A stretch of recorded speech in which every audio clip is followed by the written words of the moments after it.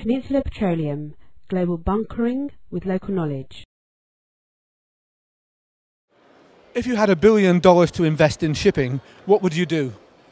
Well, I'd have a slight problem with this right now because I do think it's a tricky market, and so the first thing I'd do is put some of that into cash against my sort of always conservative approach that I think you should always try and have some cash beside you. So let's put $300 million into cash, and the rest I'd go looking to put together a small portfolio of ships, maybe 15 ships. Now, my problem there is that I don't think I could get 15 decent ships from the second-hand market very easily. So I'd find myself heading for the shipyards. I'd get a very good broker, and I would go to China. I'd get the best eco ship I could get, and I'd see what was the best price that I could get a yard to give me, and that's the way I do it. Would it be tankers or bulk carriers or specialised tonnage? To be quite honest, I don't think it makes a lot of difference. As long as as long as I was confident that I could run them, I think I'd go for the yard. I'd look first at the yard, which yard could deliver me a good ship, because there's very high correlation between all these the performance of all these ship types.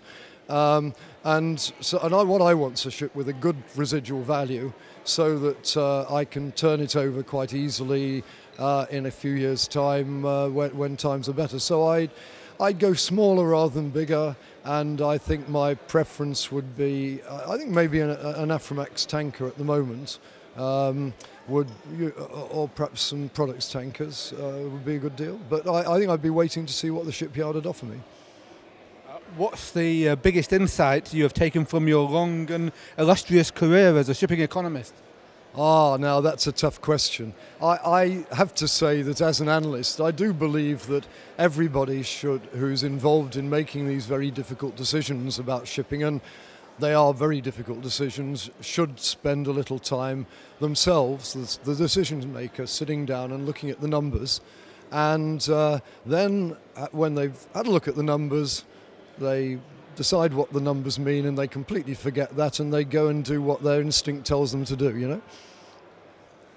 After all your years focused on the volatility of the shipping business, what's the attraction of rural life and buying a farm?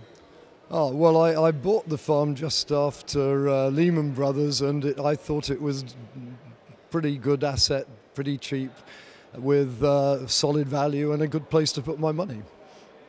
That's it. I like farming as well.